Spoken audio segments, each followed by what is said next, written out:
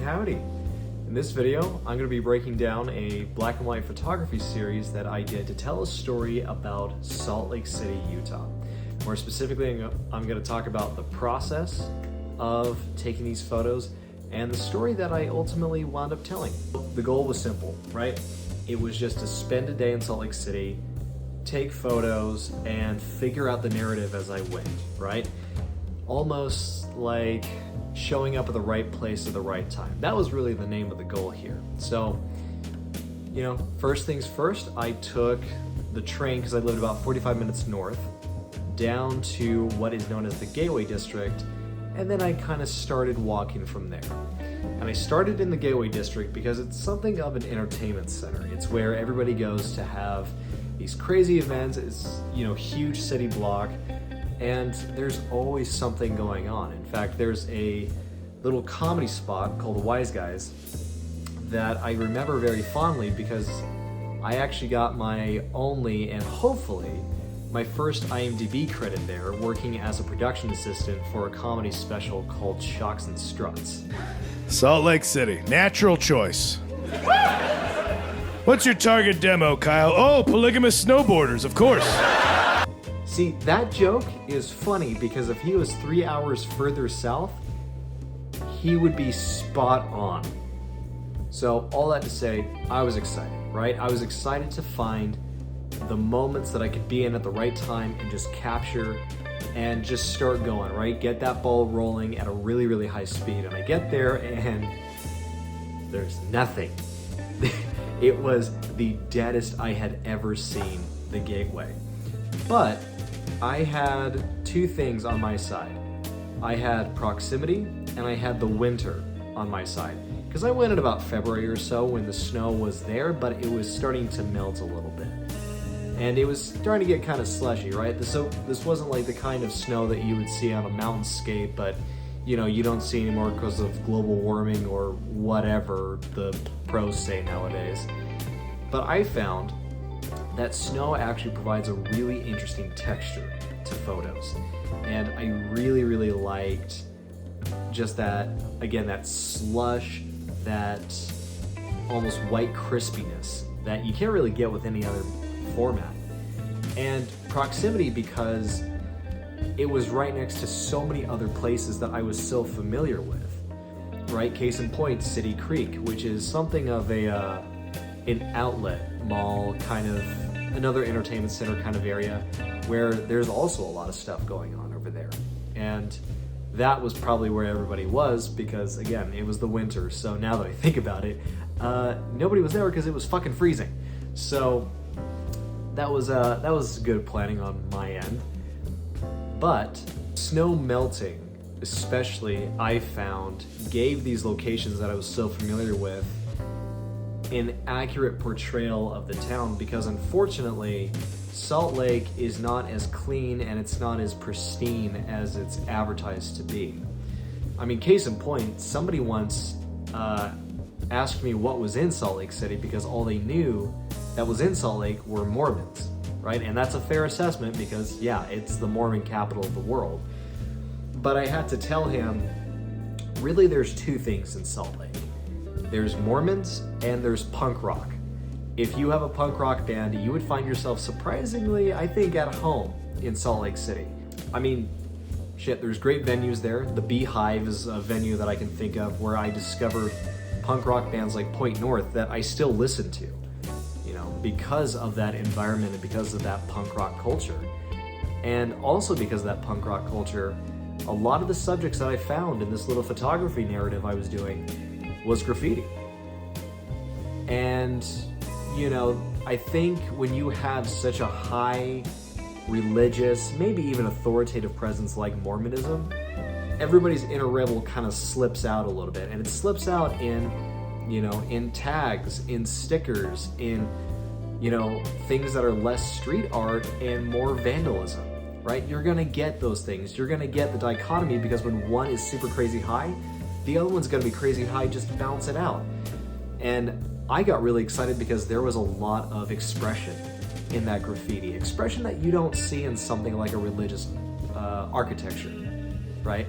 Like, you're not gonna get that in the Mormon temple. You are never gonna get that at the Mormon temple. And honestly, I just saw graffiti as a way to give Salt Lake more character.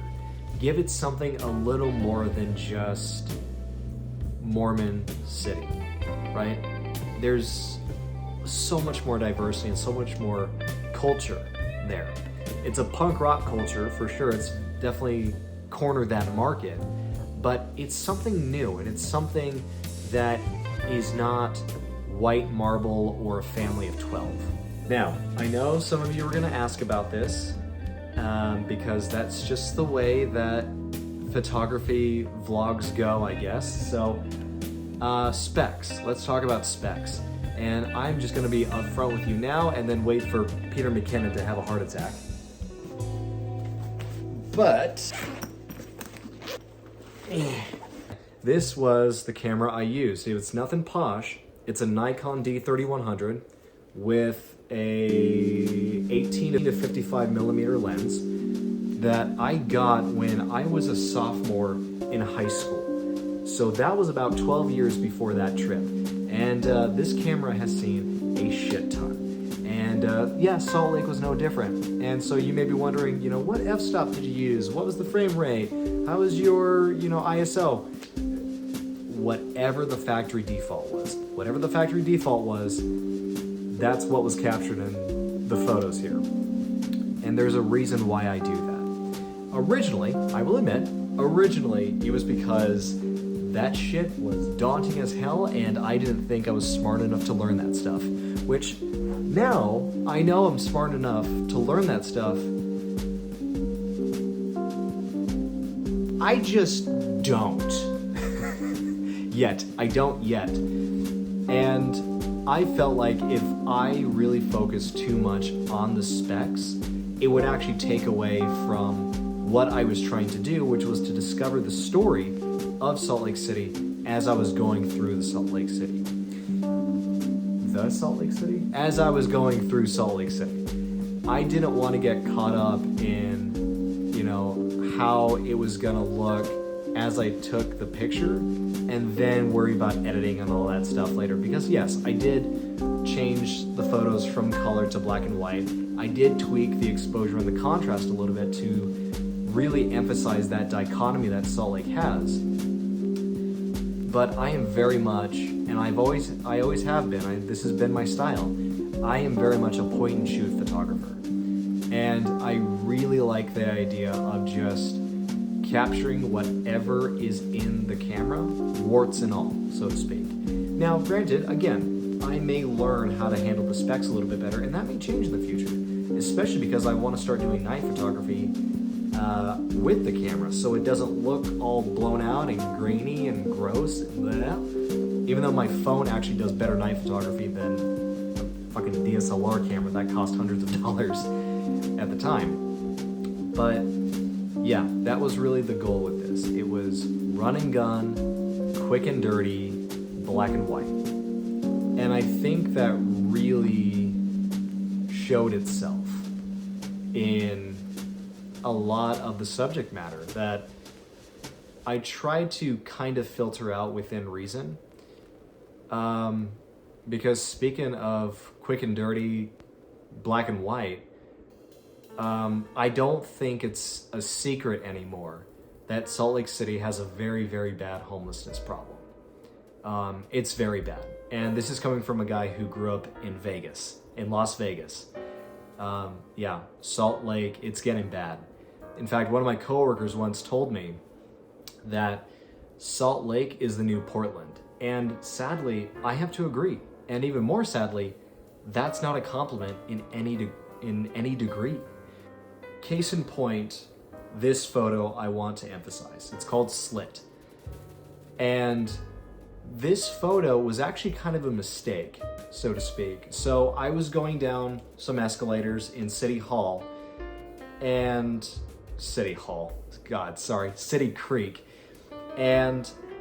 I saw what was happening. This guy was just on his phone the whole time, but he was almost on his phone as if like purposely trying to get away from this man who, in addition to somebody else, was begging right at the entry doors. So when people were going in and out, they could not get out of the way. They were in the line of sight of these two gentlemen.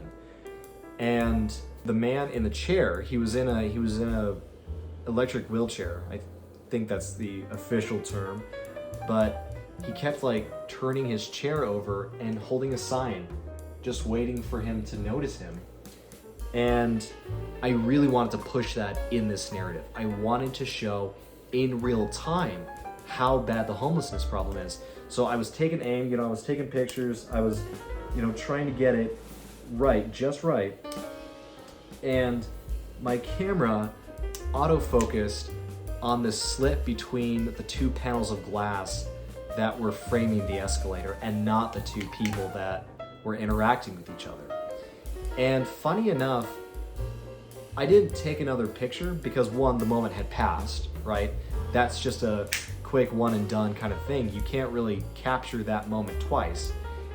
And two, it almost felt like an artistic blessing in disguise, so to speak, because I felt like it really showed how people purposely cross the line so they can turn a blind eye from the truth that's really going on.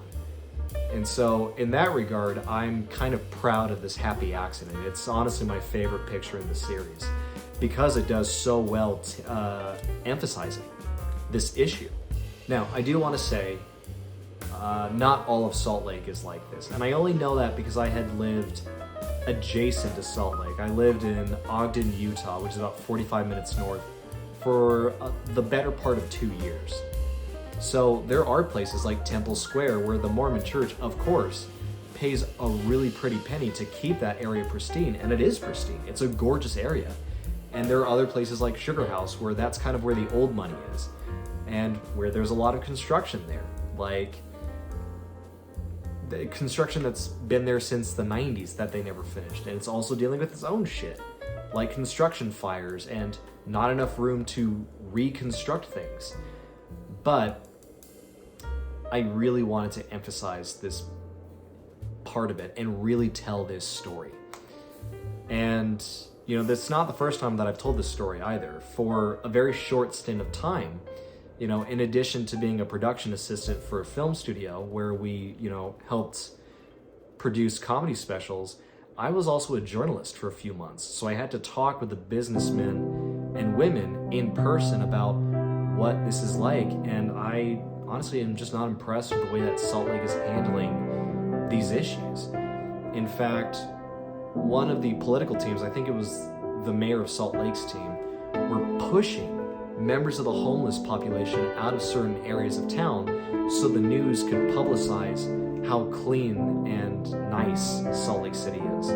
But if you live there, you know that that's far from the truth. And I'm hoping that this narrative, not to turn this into a political rant, but I hope that this narrative really shows people what it's like. And it's also why I decided to end it with this photo, appropriately titled, "Welcome to Salt Lake City."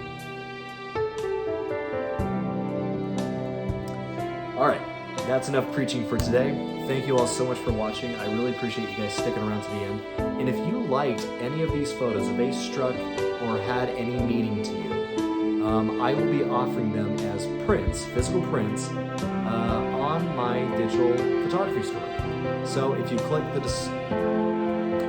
the link in the description below, it'll take you right to it, and all of the profits will go into funding this channel and future projects, because wouldn't you know it, I like doing this and I want to keep doing this. So thank you all so much for watching.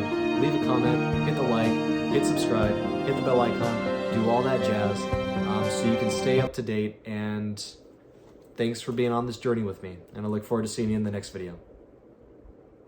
Okay, I'm done. Goodbye.